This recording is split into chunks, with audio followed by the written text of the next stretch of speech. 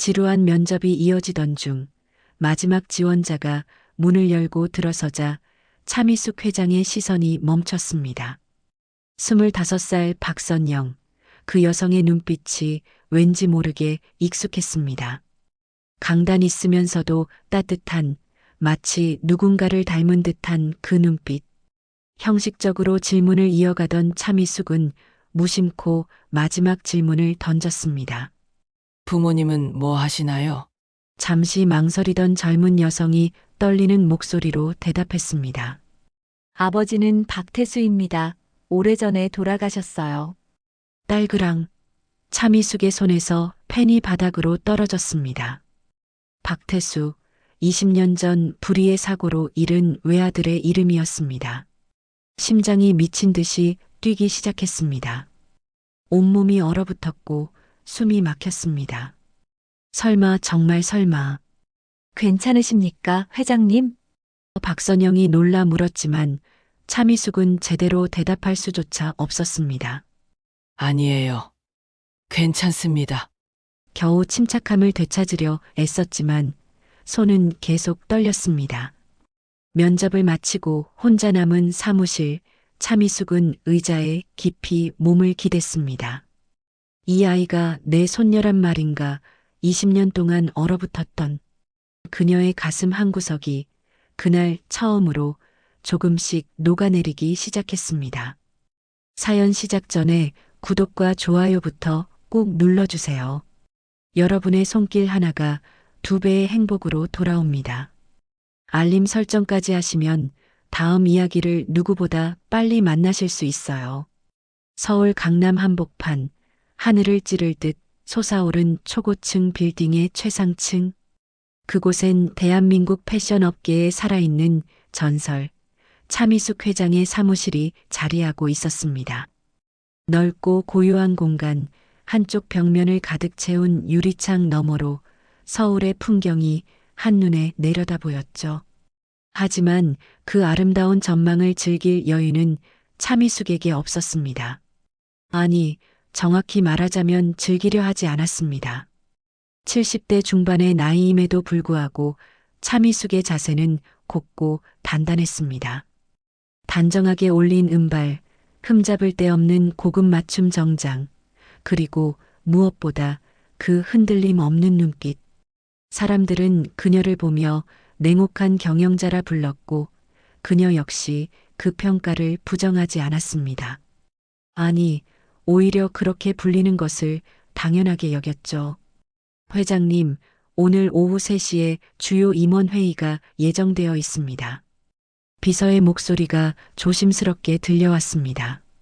차미숙은 고개도 들지 않은 채 서류에 시선을 고정한 채 대답했습니다. 알았어요. 자료는 준비됐죠? 네, 회장님.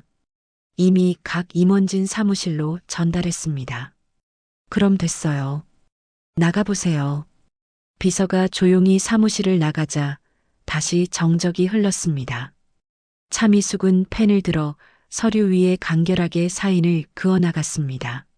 하나, 둘, 셋. 기계적이고 정확한 동작이었습니다. 감정 따위는 끼어들 여지가 없었죠. 사람들은 차미숙을 보며 완벽하다고 말했습니다. 맨손으로 시작해 대한민국 굴지의 패션 기업을 일궈낸 여성. 어떤 위기 속에서도 흔들리지 않는 강철 같은 의지의 소유자. 겉으로 보기엔 정말 그랬습니다. 하지만 아무도 몰랐습니다. 그녀의 가슴속 깊은 곳에 얼어붙은 상처가 자리하고 있다는 것을요. 차미숙에게는 아들이 있었습니다. 박태수? 똑똑하고 다정했던 그녀의 유일한 자식이었죠. 하지만 20년 전 그 아들은 불의의 사고로 세상을 떠났습니다. 갑작스러운 교통사고였습니다. 그날 이후 차미숙의 세계는 색을 잃었습니다. 웃음도 따뜻함도 모든 것이 그녀의 삶에서 사라져버렸죠. 내 인생에 다시 따뜻함 같은 건 필요 없어. 숫자와 결과만 있으면 돼. 그녀는 스스로에게 그렇게 다짐했습니다. 그리고 그 다짐대로 살아왔습니다. 감정을 배제하고 오로지 일에만 몰두했습니다. 회사는 성장했고 그녀의 명성도 높아졌습니다. 하지만 그녀의 마음은 점점 더 차갑게 얼어갔습니다. 사무실 한쪽 벽면에는 커다란 액자가 걸려 있었습니다. 젊은 시절의 차미숙과 어린 박태수가 함께 찍은 사진이었죠. 사진 속 아이는 환하게 웃고 있었고 그 옆에 차미숙 역시 부드러운 미소를 짓고 있었습니다. 하지만 지금의 차미숙은 그 사진을 거의 쳐다보지 않았습니다. 볼 때마다 가슴이 찢어지는 것 같았으니까요. 시계가 오후 2시를 가리켰습니다. 차미숙은 자리에서 일어나 창가로 걸어갔습니다. 유리창 너머로 서울의 거리가 내려다 보였습니다. 수많은 사람들이 분주히 오가고 자동차들이 끊임없이 움직이고 있었죠. 하지만 차미숙의 눈엔 그 모든 것이 의미 없어 보였습니다. 회장님, 내일 새로운 비서 채용 면접이 예정되어 있습니다. 다시 비서가 들어와 조심스럽게 말했습니다. 차미숙은 고개를 끄덕였습니다. 알았어요. 이력서들 제 책상에 올려두세요. 네, 회장님. 비서가 나간 뒤 차미숙은 다시 자리에 앉았습니다. 책상 위에 놓인 이력서 뭉치를 집어들었죠. 한 장, 한 장 넘기며 훑어보았습니다. 대부분 비슷비슷했습니다. 좋은 학력, 화려한 경력, 그럴듯한 자기소개서. 하지만 차미숙의 눈엔 그 어떤 것도 특별해 보이지 않았습니다. 내일도 똑같겠지. 그녀는 중얼거리며 이력서를 내려놓았습니다. 그리고 다시 서류 더미를 향해 시선을 돌렸습니다. 그녀의 하루는 여전히 차갑고 규칙적이었습니다.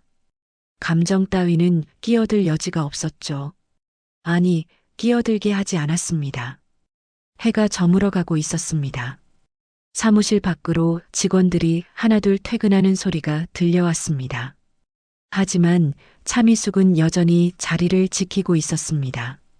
집에 가봤자 덩그러니 혼자였고 그 적막함을 견디느니 차라리 사무실에 남는 게 나았으니까요. 회장님, 퇴근하셔야죠.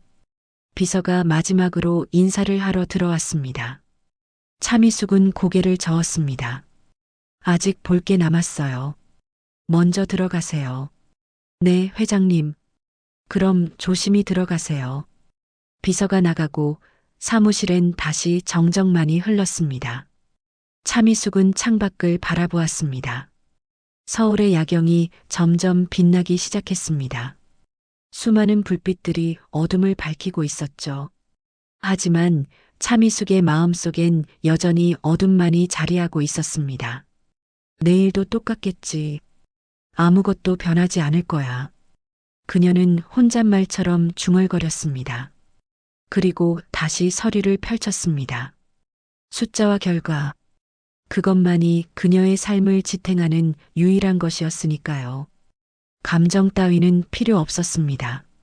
아니, 필요 없다고 스스로를 속이며 살아왔습니다. 20년이라는 세월 동안 말이죠. 다음 날 아침, 차미숙은 평소보다 조금 일찍 사무실에 도착했습니다. 오늘은 새로운 비서를 뽑는 면접이 있는 날이었으니까요. 사실 그녀에게 비서 면접은 특별한 일이 아니었습니다. 수없이 반복해온 일상적인 업무 중 하나일 뿐이었죠. 하지만 왠지 모르게 오늘은 마음이 묘하게 무거웠습니다. 회장님, 면접 준비가 완료되었습니다. 총 5명의 지원자가 대기 중입니다. 비서가 들어와 알렸습니다. 차미숙은 고개를 끄덕이며 이력서들을 다시 한번 훑어보았습니다. 모두 훌륭한 스펙을 가진 지원자들이었습니다. 명문대 출신의 화려한 경력까지. 하지만 차미숙의 눈엔 그저 종이 위에 글자들일 뿐이었죠. 첫 번째 지원자 들어오라고 하세요. 네, 회장님. 면접이 시작되었습니다. 첫 번째 지원자는 30대 중반의 여성이었습니다. 유창한 영어 실력을 자랑하며 자신감 넘치게 대답했죠. 하지만 차미숙은 별다른 감흥을 느끼지 못했습니다. 두 번째, 세 번째 지원자도 마찬가지였습니다. 모두 준비된 답변을 쏟아냈고 그녀는 기계적으로 질문을 이어갔습니다. 다음 지원자 들어오세요. 네 번째 지원자도 비슷했습니다. 차미숙은 이제 슬슬 지루함을 느끼기 시작했습니다. 역시 오늘도 별다를 것 없는 하루가 되겠구나 싶었죠. 하지만 마지막 지원자가 문을 열고 들어오는 순간 그녀의 생각은 완전히 바뀌었습니다. 안녕하십니까? 박선영입니다. 20대 중반으로 보이는 젊은 여성이었습니다. 단정한 정장 차림에 긴 머리를 뒤로 묶은 모습이었죠.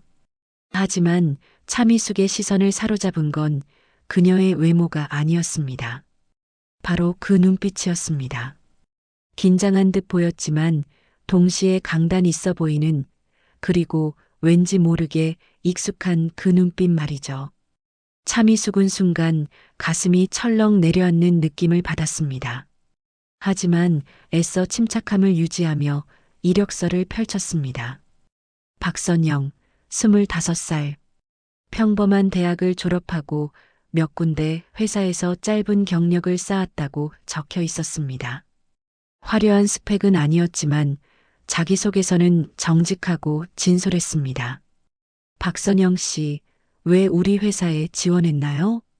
차미숙은 형식적인 질문을 던졌습니다. 하지만 마음 한편으론 계속 그 눈빛을 쳐다보고 있었습니다. 왜 이렇게 익숙하게 느껴지는 걸까요? 저는 패션에 대한 열정이 있습니다. 그리고 회장님께서 이루신 성과를 존경합니다. 이곳에서 배우고 성장하고 싶습니다. 박선영의 대답은 간결했지만 진심이 담겨 있었습니다. 다른 지원자들처럼 화려하게 꾸민 말은 아니었지만 오히려 그래서 더 마음에 와닿았습니다. 차미숙은 고개를 끄덕이며 다음 질문을 이어갔습니다. 업무 경험이 많지 않은데 비서 업무를 감당할 수 있을까요? 부족한 부분은 배우겠습니다. 성실한 만큼은 자신 있습니다. 박선영은 흔들림 없이 대답했습니다. 차미숙은 그 모습을 보며 묘한 감정을 느꼈습니다. 당당하면서도 겸손한 태도, 그리고 그 눈빛. 점점 더 익숙해지는 느낌이었습니다. 면접은 순조롭게 진행되었습니다. 차미숙은 평소처럼 몇 가지 질문을 더 던졌고 박선영은 성실하게 답변했습니다. 그런데 마지막 질문을 하려던 순간 차미숙은 무심코 이런 말을 꺼냈습니다. 부모님은 뭐 하시나요? 순간 박선영의 표정이 굳어졌습니다. 잠시 망설이는 듯 하더니 조심스럽게 입을 열었습니다. 아버지는 박태수이십니다. 오래전에 돌아가셨습니다. 그 순간 차미숙의 손에서 펜이 바닥으로 떨어졌습니다. 딸그랑 하는 소리가 조용한 사무실에 울려 퍼졌죠. 박태수? 그 이름을 듣는 순간 차미숙의 머릿속이 하얘졌습니다. 세상 누구보다 사랑했지만 불의의 사고로 잃은 자신의 외아들 이름이었으니까요. 회장님, 괜찮으십니까? 박선영이 놀라 물었습니다. 차미숙은 애써 침착함을 되찾으며 고개를 저었습니다. 아니에요, 괜찮습니다. 펜을 떨어뜨렸네요. 차미숙은 몸을 숙여 펜을 주었습니다. 하지만 손이 떨리고 있었습니다. 박태수? 그 이름이 계속 머릿속을 맴돌았죠. 설마, 정말 설마 그 아이가? 하지만 박태수라는 이름이 흔한 이름은 아니었습니다. 어머니는요? 차미숙은 목소리를 가다듬으며 물었습니다. 박선영은 잠시 머뭇거리다 대답했습니다. 어머니는 제가 어릴 때 재혼하셨습니다. 지금은 연락이 끊긴 상태입니다. 차미숙의 가슴이 쿵 내려앉았습니다. 재혼, 연락 두절. 그 단어들이 퍼즐처럼 맞춰지기 시작했습니다. 혹시, 정말 혹시 이 아이가 그때 그 여자의 딸이란 말인가요? 면접은 여기까지 하겠습니다. 결과는 일주일 내로 통보하겠습니다. 차미숙은 최대한 평온한 목소리로 말했습니다. 박선영은 고개를 숙여 인사하고 사무실을 나갔습니다. 문이 닫히자마자 차미숙은 의자에 깊숙이 몸을 기댔습니다.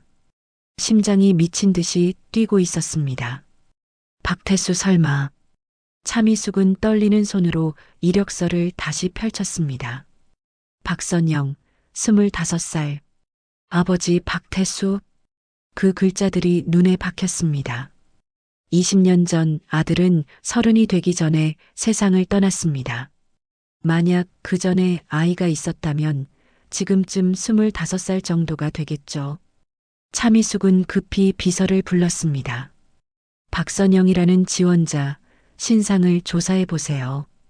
자세히요. 네. 회장님, 무슨 일이십니까? 묻지 말고 빨리 해요. 조용히 아무도 모르게요. 비서는 놀란 표정이었지만 고개를 끄덕이고 나갔습니다. 차미숙은 다시 혼자 남겨졌습니다.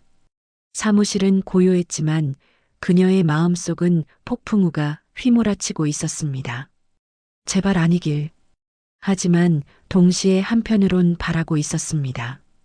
혹시, 정말 혹시 저 아이가 자신의 손녀라면 20년 동안 얼어붙었던 마음 한구석이 조금씩 녹아내리기 시작했습니다. 면접이 끝난 후 차미숙은 사무실에 홀로 남아 창밖을 바라보았습니다. 서울의 거리가 여전히 분주하게 움직이고 있었지만 그녀의 눈엔 아무것도 보이지 않았습니다. 머릿속엔 오직 박선영이라는 이름, 그리고 박태수라는 이름만이 맴돌고 있었죠. 박태수 정말 내 아들 이름일까? 차미숙은 떨리는 손으로 책상 서랍을 열었습니다. 그 안엔 오래된 사진 한 장이 조심스럽게 보관되어 있었습니다. 20대 초반의 박태수가 환하게 웃고 있는 사진이었죠. 차미숙은 그 사진을 꺼내 들고 한참을 바라보았습니다. 아들의 눈빛, 그 따뜻하고 정직했던 눈빛이 떠올랐습니다. 선영이의 눈빛과 똑같았어. 그녀는 중얼거렸습니다. 면접장에서 본 박선영의 눈빛이 자꾸만 겹쳐 보였습니다. 그 강단 있으면서도 따뜻한 눈빛. 분명 아들을 닮은 것 같았습니다. 하지만 차미숙은 고개를 저었습니다. 아직 확실한 건 아무것도 없었으니까요. 사흘이 지났습니다. 비서가 조사 결과를 가지고 사무실로 들어왔습니다. 두꺼운 서류 봉투를 차미숙의 책상 위에 조심스럽게 내려놓았죠. 회장님, 요청하신 자료입니다. 고생했어요. 나가보세요. 비서가 나가자마자 차미숙은 봉투를 열었습니다. 손이 떨렸습니다. 첫 장을 넘기는 순간 그녀의 얼굴이 창백해졌습니다. 거기엔 박선영의 가족관계 증명서가 있었습니다. 아버지 박태수 생년월일까지 정확히 일치했습니다. 바로 자신의 아들이었습니다. 하느님, 차미숙은 의자에 주저앉았습니다. 다음 장을 넘겼습니다. 거기엔 박선영의 어머니에 대한 정보가 적혀 있었습니다. 김지은. 그 이름을 보는 순간 차미숙의 기억이 되살아났습니다. 25년 전 아들 박태수가 사랑했던 여자였습니다.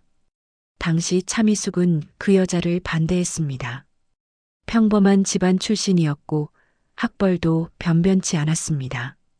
차미숙은 아들에게 재벌가 딸과의 결혼을 강요했죠. 하지만 박태수는 완강히 거부했습니다. 김지은을 사랑한다고 그녀와 결혼하겠다고 버텼습니다. 결국 차미숙이 이겼습니다. 권력과 돈으로 김지은을 쫓아냈습니다. 거액의 돈을 주며 아들 곁을 떠나라고 협박했죠. 김지은은 눈물을 흘리며 떠났고 박태수는 그 사실을 알고 절망했습니다. 어머니를 원망하며 집을 나갔고 그 후 얼마 지나지 않아 교통사고로 세상을 떠났습니다. 내가 그랬지. 차미숙의 눈에서 눈물이 흘러내렸습니다. 20년 만에 처음 흘리는 눈물이었습니다. 서류를 더 넘겼습니다. 박선영은 아버지가 죽은 후 태어났다고 적혀 있었습니다. 김지은은 혼자 아이를 낳아 키우다가 결국 재혼했고 그 후 박선영과 연락을 끊었다고 했습니다. 그 아이가 내 손녀였구나. 차미숙은 손으로 얼굴을 감싸쥐었습니다. 모든 것이 자신의 잘못이었습니다.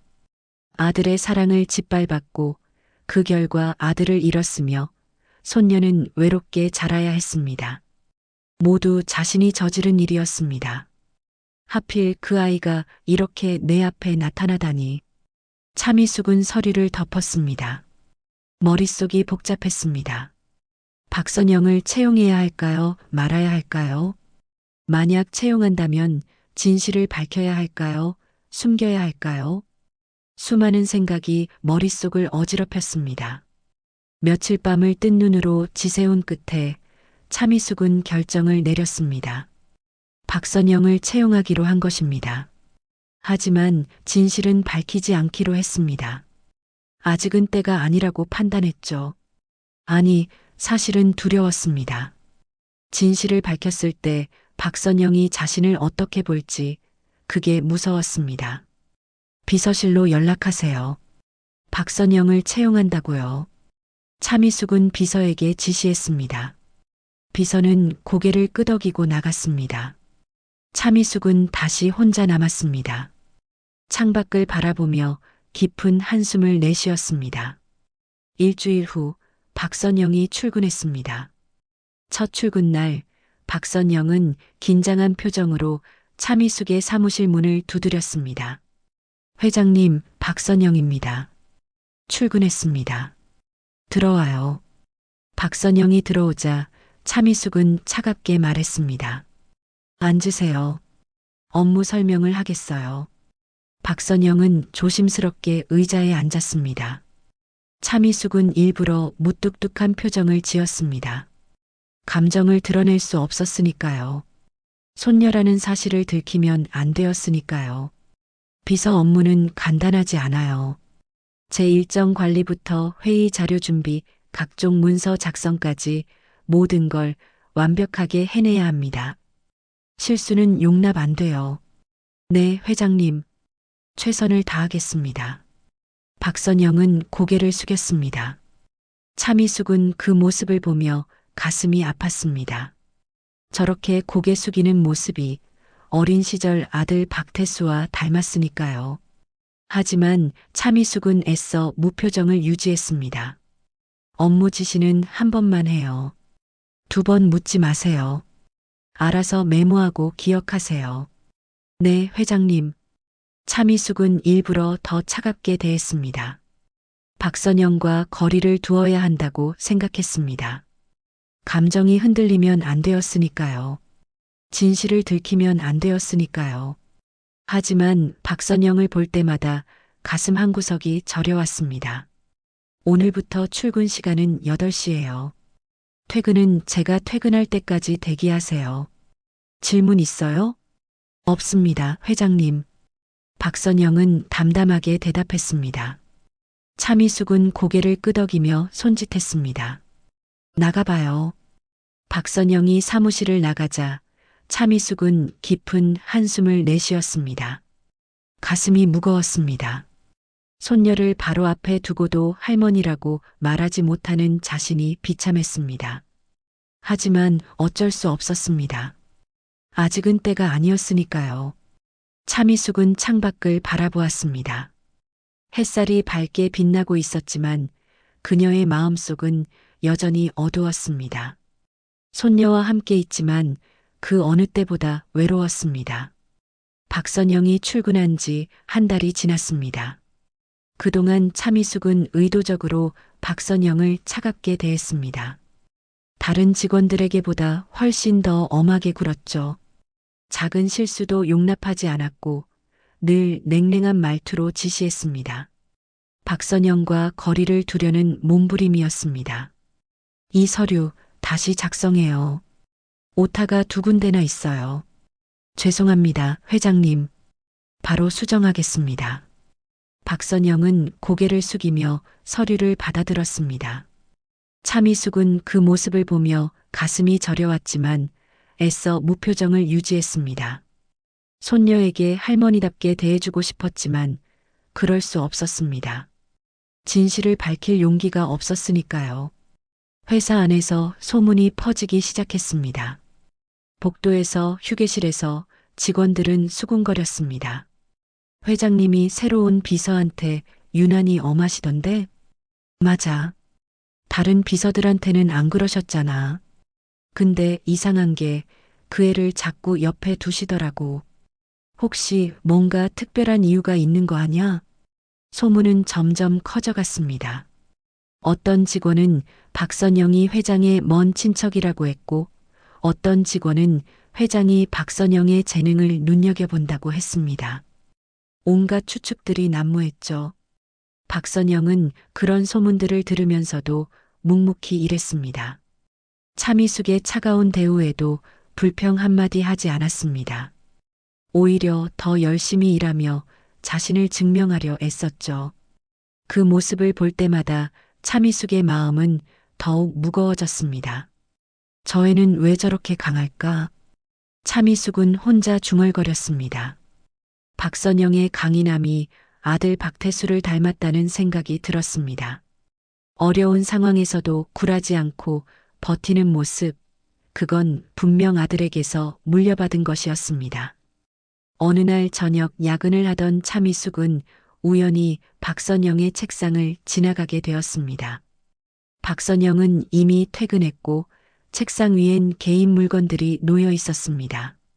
차미숙은 잠시 멈춰섰습니다. 그리고 조심스럽게 책상 위를 살펴보았습니다. 작은 액자가 눈에 띄었습니다. 차미숙은 그것을 집어들었습니다. 액자 속엔 어린 박선영과 한 남자의 사진이 있었습니다. 남자의 얼굴은 흐릿했지만 차미숙은 단번에 알아볼 수 있었습니다. 바로 아들 박태수였습니다. 태수야. 차미숙의 눈에서 눈물이 흘러내렸습니다.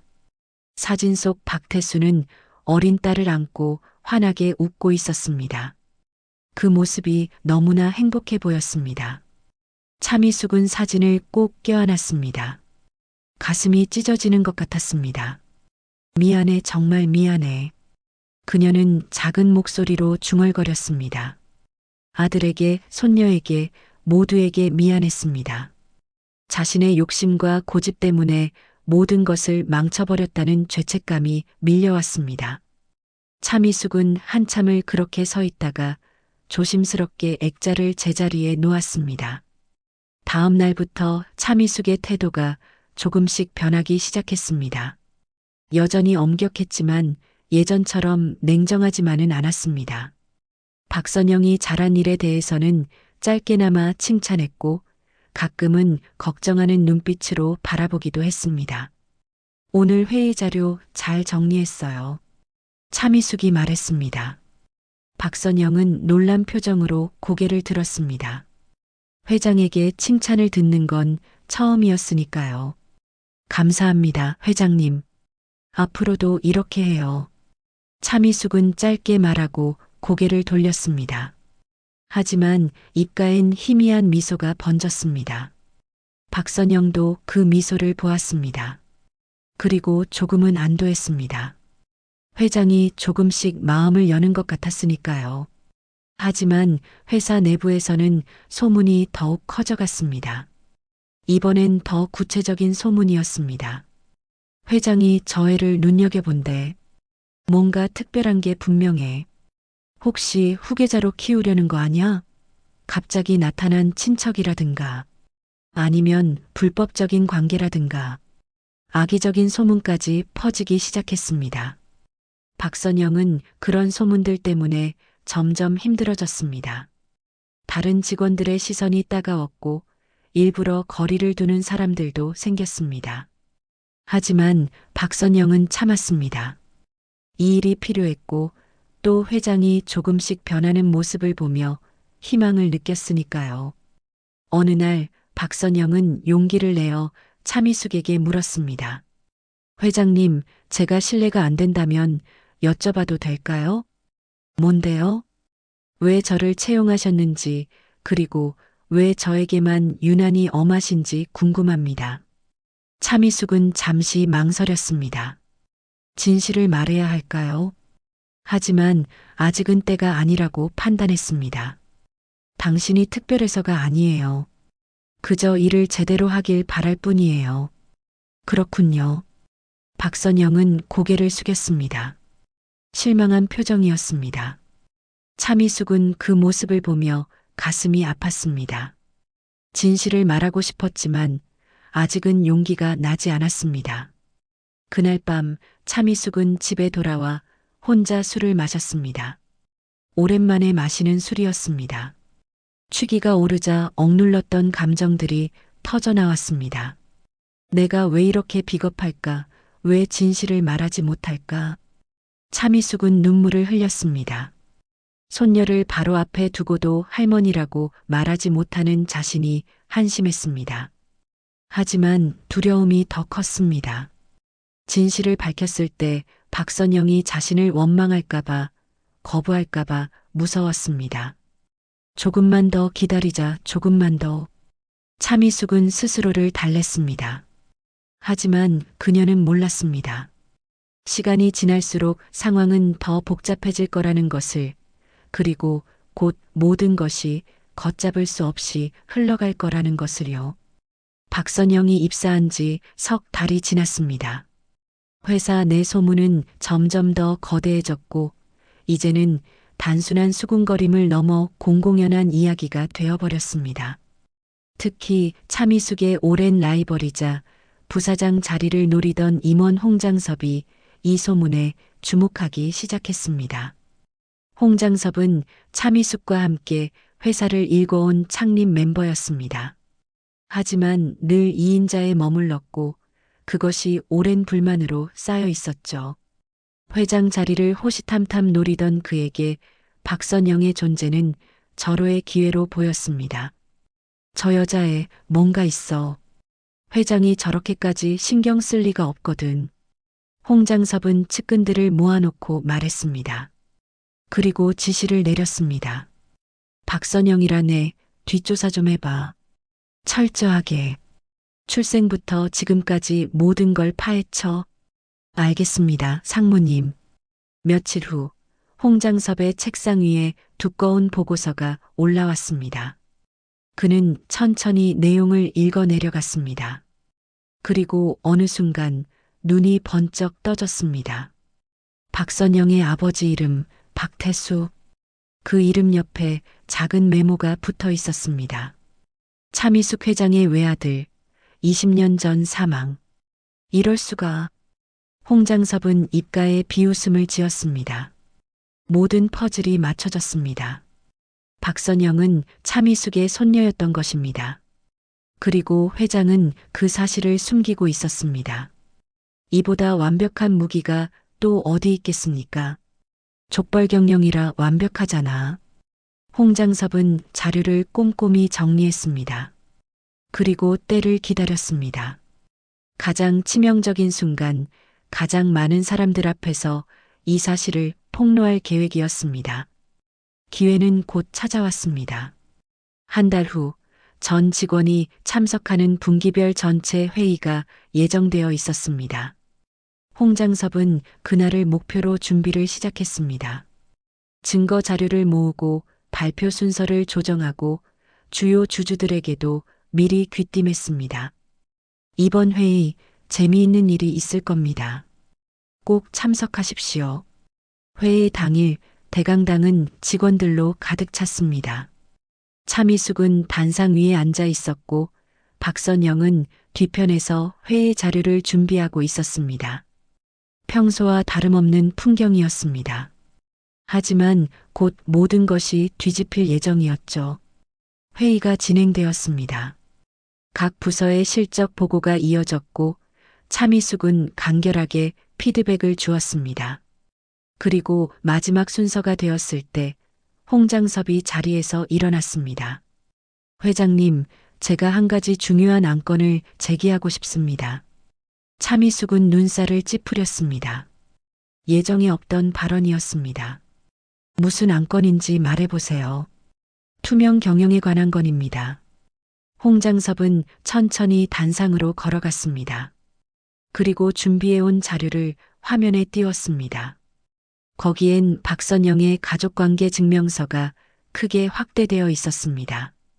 여러분, 이 문서를 보십시오. 우리 회사의 신입비서 박선영 씨의 가족관계 증명서입니다.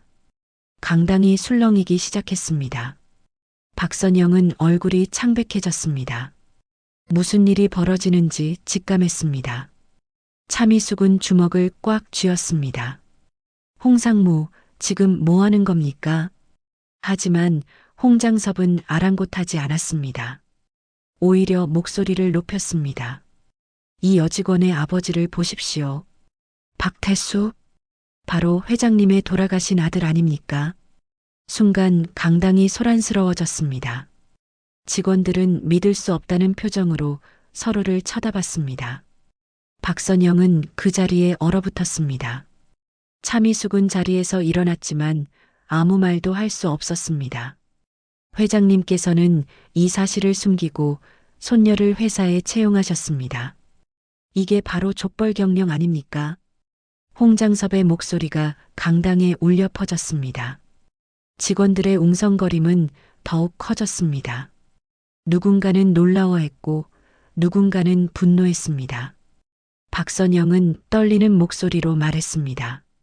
저는 몰랐습니다. 회장님이 제 할머니라는 것을 몰랐다고요? 그럴 리가 있습니까? 홍장섭은 비웃었습니다. 박선영은 눈물을 흘리며 고개를 저었습니다. 정말입니다. 저는 오늘 처음 알았습니다. 강당은 혼란에 빠졌습니다.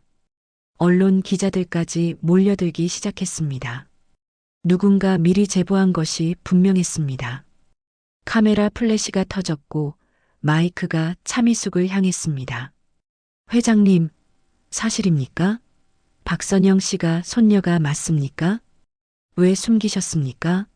족벌 경영을 위한 포석이었습니까? 질문이 쏟아졌습니다. 차미숙은 아무 대답도 할 수 없었습니다. 입술만 바르르 떨렸습니다. 박선영을 쳐다봤습니다. 손녀는 눈물로 범벅이 된 얼굴로 서 있었습니다. 배신감과 혼란이 가득한 눈빛이었습니다. 선영아. 차미숙은 작은 목소리로 불렀습니다. 하지만 박선영은 고개를 돌렸습니다. 그리고 강당을 뛰쳐나갔습니다. 차미숙은 그 뒷모습을 바라보며 무너졌습니다. 다리에 힘이 풀려 의자에 주저앉았습니다. 홍장섭은 승리의 미소를 지었습니다. 회장님, 이에 대해 해명하셔야 하지 않겠습니까? 주주들과 직원들, 그리고 국민들에게요. 차미숙은 고개를 떨구었습니다. 모든 것이 끝났습니다. 자신이 만든 거짓이, 비겁함이 결국 모든 것을 무너뜨렸습니다. 손녀와의 관계도 회사도 명예도 모두 잃어버린 것 같았습니다. 내가 만든 상처가 저 아이의 삶까지 짓눌러 버렸구나. 차미숙은 떨리는 목소리로 중얼거렸습니다. 강당은 여전히 혼란스러웠고 플래시는 계속 터졌습니다. 그 모든 빛 속에서 차미숙은 그 어느 때보다 외롭고 어두웠습니다.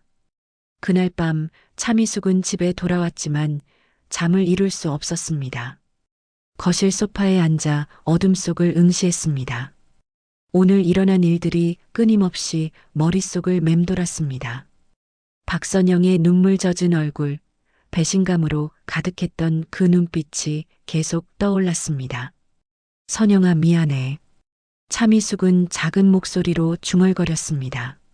하지만 그 사과는 공허하게 어둠 속으로 흩어질 뿐이었습니다. 박선영은 지금 어디서 무엇을 하고 있을까요? 혼자 울고 있을까요? 아니면 자신을 원망하고 있을까요? 차미숙은 천천히 일어나 서재로 걸어갔습니다. 오래된 서랍을 열고 깊숙이 손을 넣었습니다. 거기엔 20년 동안 간직해온 물건들이 있었습니다.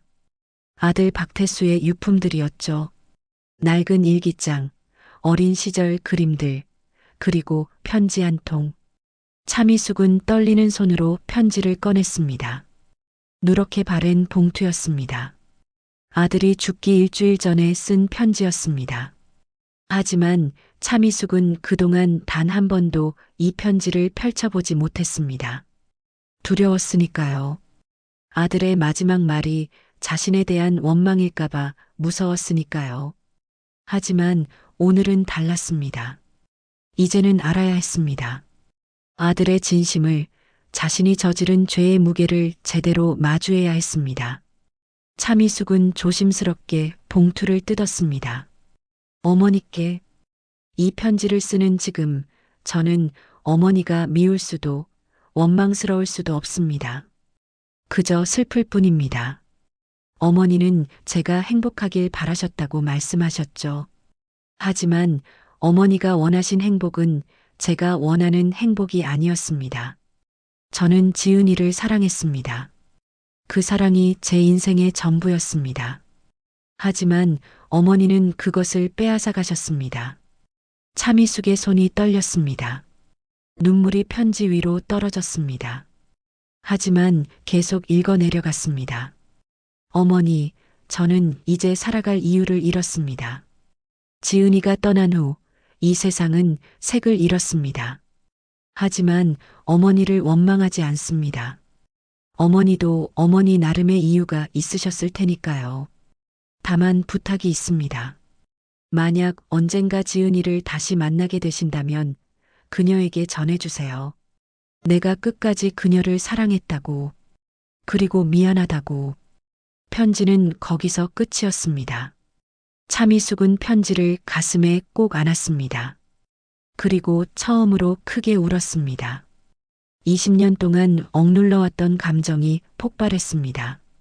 슬픔, 후회, 죄책감, 모든 것이 한꺼번에 쏟아져 나왔습니다. 태수야 미안해, 정말 미안해. 차미숙은 바닥에 주저앉아 울었습니다. 얼마나 울었을까요? 동이 트기 시작할 무렵 그녀는 겨우 눈물을 거두었습니다. 그리고 결심했습니다. 더 이상 도망치지 않기로, 진실과 마주하고 자신의 죄를 인정하기로. 차미숙은 휴대전화를 들었습니다. 박선영에게 전화를 걸었습니다. 하지만 연결되지 않았습니다. 다시 걸었습니다. 여전히 연결되지 않았습니다. 박선영은 전화를 받지 않았습니다. 그럴 수밖에 없지. 차미숙은 쓸쓸하게 웃었습니다. 자신이라도 그랬을 겁니다. 평생을 속이고 차갑게 대하고 결국 진실마저 다른 사람 입을 통해 알게 만든 사람을 용서할 수 있을까요? 며칠이 지났습니다. 박선영은 회사에 나오지 않았습니다. 사직서를 이메일로 보내왔을 뿐이었습니다. 차미숙은 그 사직서를 받아들고 한참을 망연자실했습니다. 손녀를 완전히 잃어버린 것 같았습니다. 회사는 혼란에 빠졌습니다. 언론은 연일 족벌 경영 논란을 보도했고 주주들은 비상 이사회를 소집했습니다. 홍장섭은 기회를 놓치지 않고 회장 해임안을 준비했습니다. 하지만 차미숙은 그 모든 것이 중요하지 않았습니다. 회사도 명예도 이제는 아무 의미가 없었습니다. 오직 박선영만이 그녀의 마음을 차지하고 있었습니다. 어느 날 밤 차미숙은 박선영의 집 앞을 찾아갔습니다. 작은 원룸 건물이었습니다. 차미숙은 초인종을 눌렀습니다. 한참을 기다렸지만 아무 반응이 없었습니다. 다시 눌렀습니다. 여전히 반응이 없었습니다. 선영아, 나야 할머니야. 차미숙은 문 앞에서 작은 목소리로 말했습니다. 하지만 대답은 없었습니다. 그녀는 그 자리에 주저앉아 기다렸습니다. 1시간, 2시간, 3시간. 밤이 깊어갔지만 차미숙은 자리를 뜨지 않았습니다. 새벽 3시쯤 문이 조금 열렸습니다. 박선영이 얼굴을 내밀었습니다. 눈이 퉁퉁 부어 있었습니다. 며칠 동안 울었다는 것이 한눈에 보였습니다. 왜 오셨어요? 박선영의 목소리는 차갑고 떨렸습니다. 차미숙은 고개를 들어 손녀를 바라보았습니다. 미안해, 정말 미안해. 미안하다고요? 그게 다예요? 평생을 속이고 저를 차갑게 대하고 진실도 제대로 말씀 안 하시고 이제 와서 미안하다고요? 박선영의 목소리가 높아졌습니다. 그동안 쌓였던 분노와 슬픔이 터져 나왔습니다. 할머니라는 분이 왜 저를 그렇게 대하셨어요? 왜 진실을 말씀 안 하셨어요? 저한테 그럴 권리가 없으셨어요? 차미숙은 아무 말도 할 수 없었습니다. 박선영의 말이 모두 맞았으니까요. 자신은 변명할 자격조차 없었습니다. 선영아, 나는 두려웠어. 뭐가 두려우셨는데요? 손녀가 생긴 게요? 아니면 과거의 잘못이 드러나는 게요? 박선영의 목소리는 날카로웠습니다. 차미숙은 고개를 떨구었습니다. 모든 게 다 두려웠어. 내가 날 원망할까봐, 거부할까봐, 그래서 비겁하게 숨었어. 미안해. 차미숙의 눈에서 눈물이 흘러내렸습니다. 박선영은 그 모습을 보며 입술을 깨물었습니다.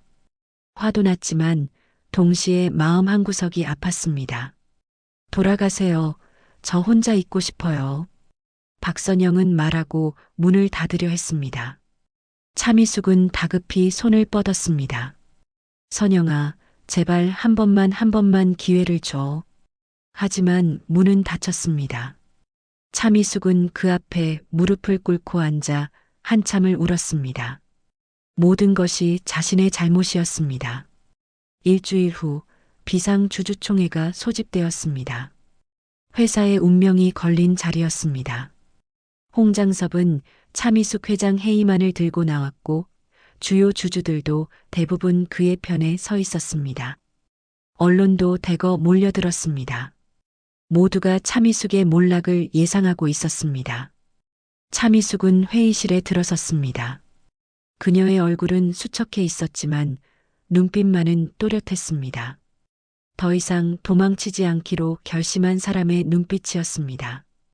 회의실 안 사람들은 그녀를 쳐다보며 수군거렸습니다.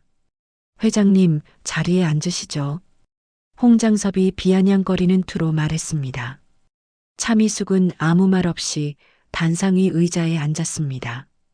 회의가 시작되었습니다. 오늘 이 자리는 차미숙 회장의 비윤리적 경영에 대한 책임을 묻기 위해 마련되었습니다. 홍장섭이 마이크를 잡고 말했습니다. 회의실이 조용해졌습니다. 회장은 자신의 손녀를 숨기고 회사에 채용했습니다.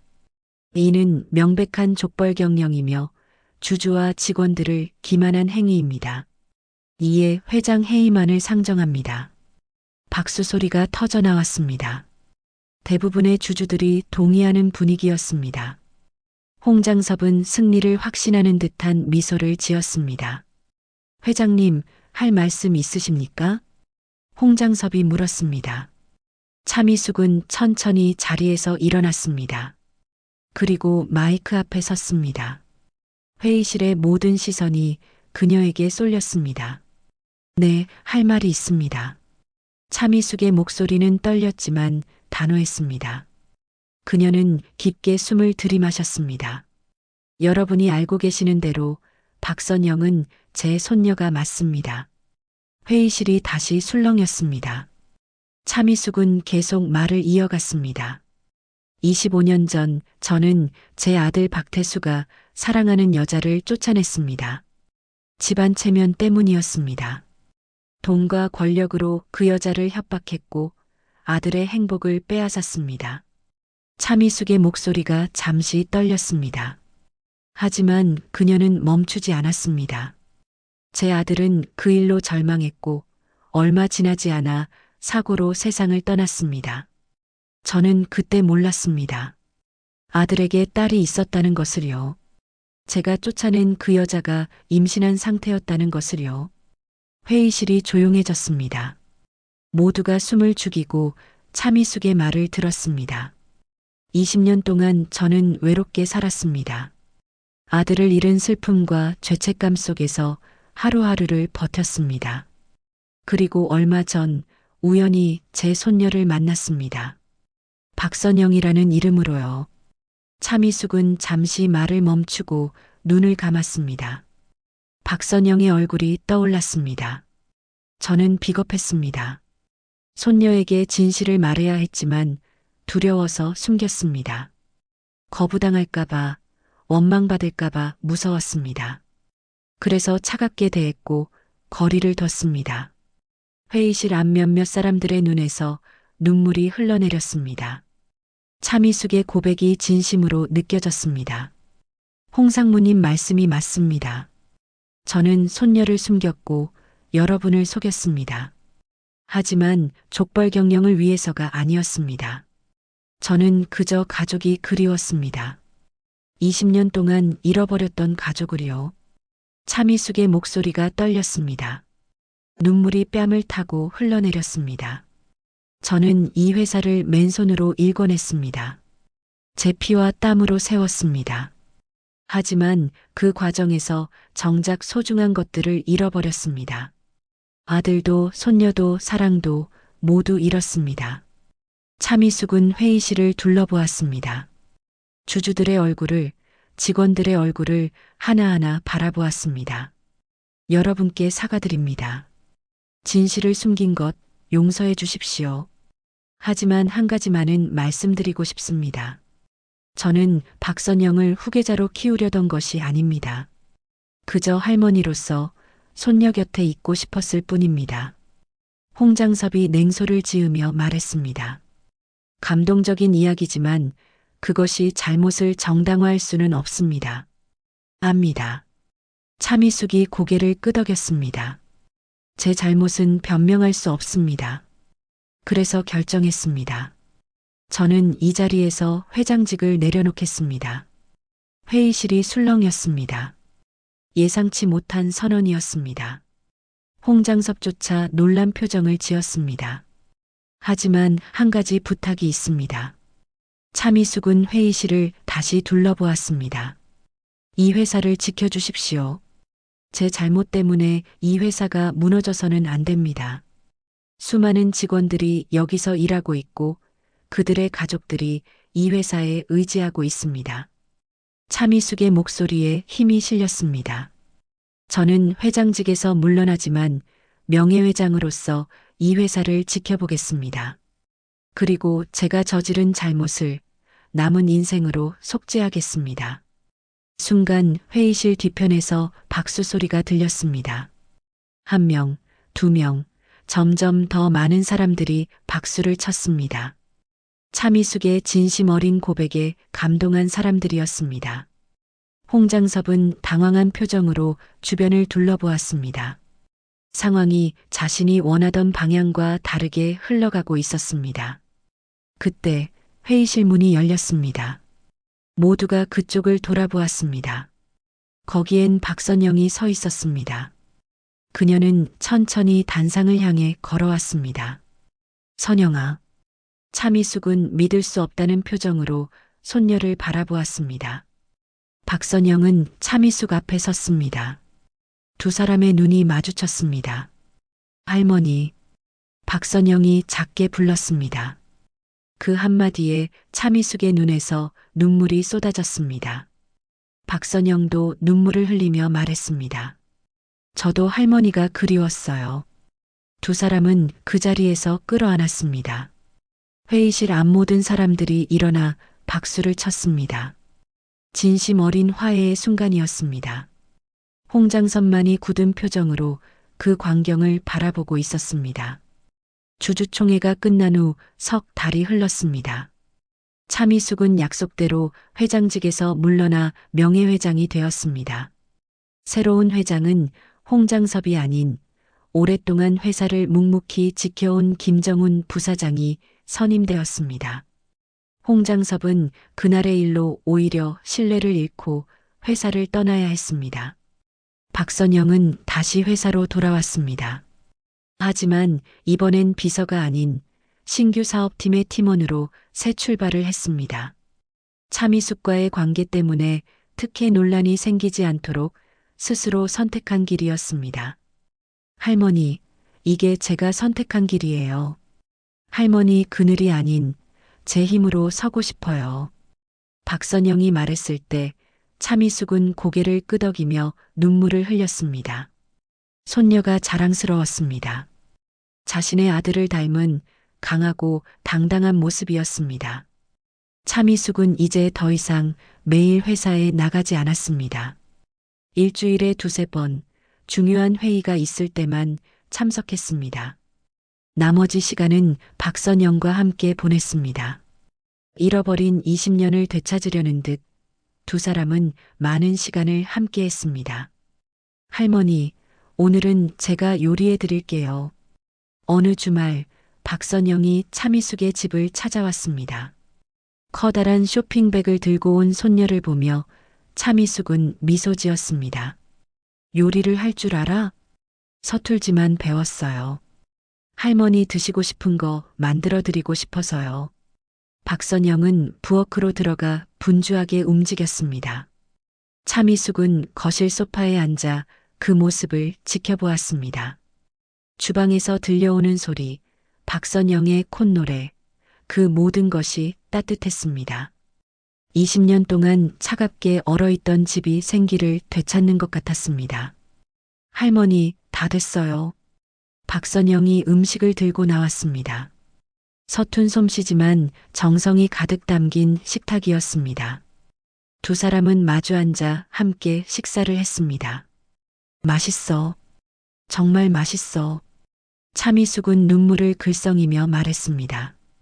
음식 맛보다는 이렇게 가족과 함께 밥을 먹는다는 것 자체가 감격스러웠습니다. 20년 동안 혼자 먹어온 식사였습니다. 이제야 진짜 가족과 함께하고 있었습니다. 할머니, 아버지 이야기 좀 들려주세요. 박선영이 조심스럽게 말했습니다. 차미숙은 잠시 망설이다가 고개를 끄덕였습니다. 내 아버지는 참 따뜻한 사람이었어. 누구에게나 친절했고 약한 사람을 그냥 지나치지 못했지. 차미숙은 천천히 아들 이야기를 꺼냈습니다. 어린 시절의 추억들, 학창 시절의 일화들, 그리고 김지은을 만났을 때의 행복했던 모습까지. 박선영은 눈을 빛내며 할머니의 이야기를 들었습니다. 아버지는 저를 사랑하셨을까요? 박선영이 물었습니다. 차미숙은 손녀의 손을 꼭 잡았습니다. 당연하지. 내 아버지는 너를 얼마나 기다렸는지 몰라. 김지은 씨가 임신했다는 걸 알았다면 세상 그 무엇도 포기하지 않았을 거야. 너를 위해서라면 말이야. 박선영의 눈에서 눈물이 흘러내렸습니다.